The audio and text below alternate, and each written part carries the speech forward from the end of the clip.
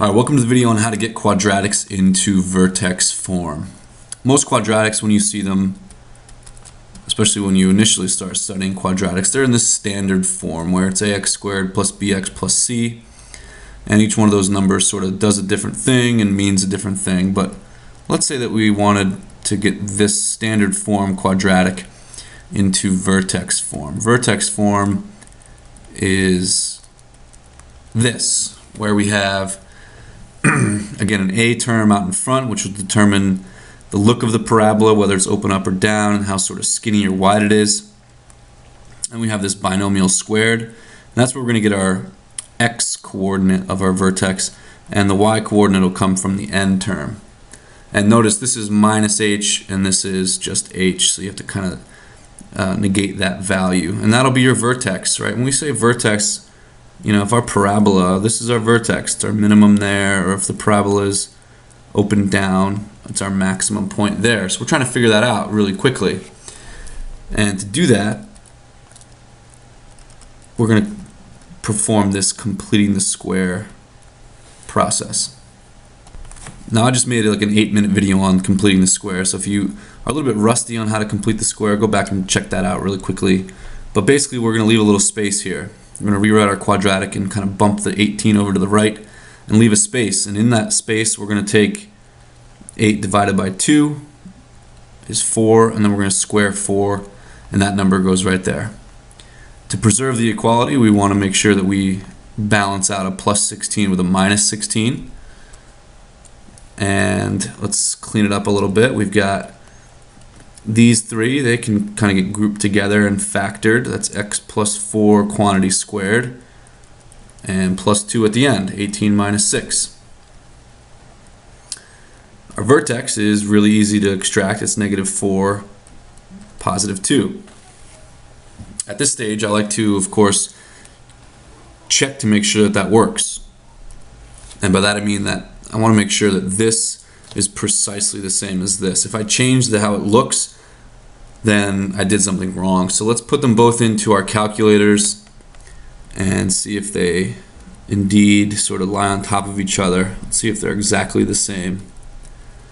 That's y sub 1, and y sub 2 is in vertex form. So when I graph these, to see that one is sort of different than the other, I'm going to press left and get over to my cursor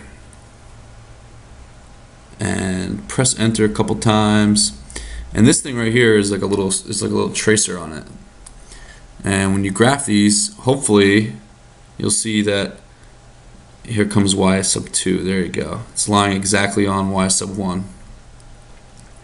So I can see that the vertex is indeed at negative 4, 2, and that they are exactly the same parabola. I haven't changed the value of the parabola, so that's a good thing. So there you go. There's example 1. Let's go a little bit faster. Number 2. I want to pause this and give it a shot.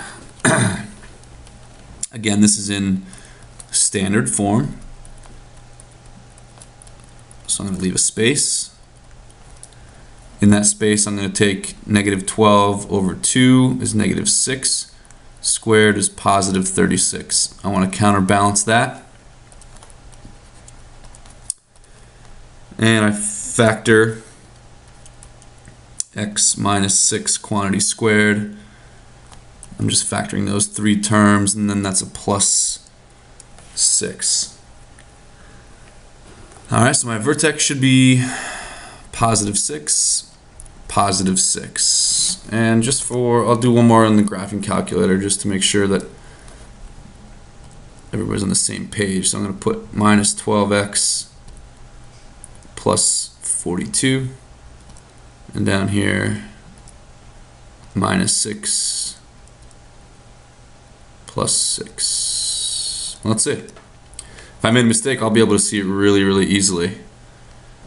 And it looks like I didn't. 6, 6 is my vertex. Right, I can see that my cursor, if I kind of put the trace on it, here it comes, there it is. And my vertex, yeah, it looks like it's pretty good. And of course, there's a way to calculate that with your graphing calculator too. I'm sure you know. I'll go through it quickly. The minimum, so press second trace, which is the calculate menu. You go to the minimum. I want to be left of that, enter. Right bounds, I want to be right of that, enter. And then I want to guess, get pretty close to it. And I get 6,6. Your calculator is a little bit off sometimes, but that's okay. So there we go. Let's move on. Number 3 is not in standard form. It's a little bit wild looking, but you'll see in a second that it's actually easier than the first two, much easier. So if you see this is kind of in like some sort of, crazy form here where we have, some constant here and then the y in parentheses, x minus 4 quantity squared.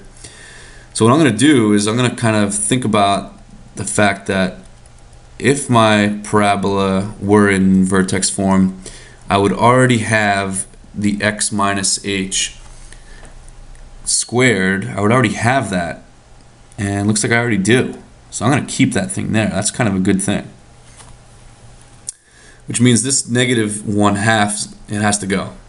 So to get rid of a negative 1/2, we're going to multiply both sides by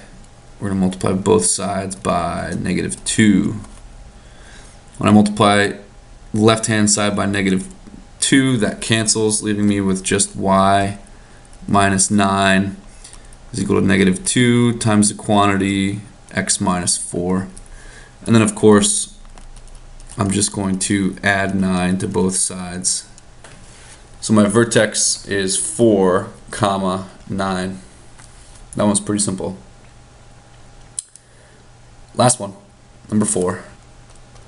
So here we're going to try to get this into vertex form. Alright, so in vertex form we have to get y by itself. So let's do that now. Let's get y by itself. Negative x squared plus 10x minus 20.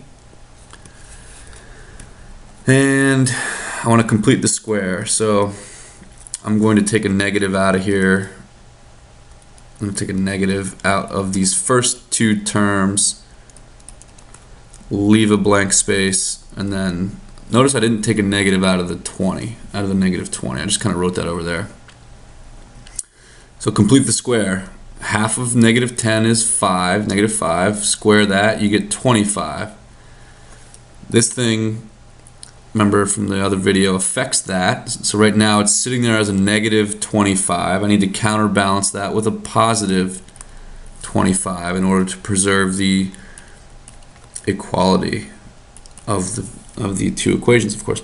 So we have x minus 5, that's a quantity squared. That's how this quadratic factors, and plus 5 at the end. So my vertex should be positive 5, positive 5. So there you go. Another 8.5 minute video or so on completing the square to get things into vertex form. So I hope this helped, and make sure you subscribe so you don't miss any videos. Thanks for watching.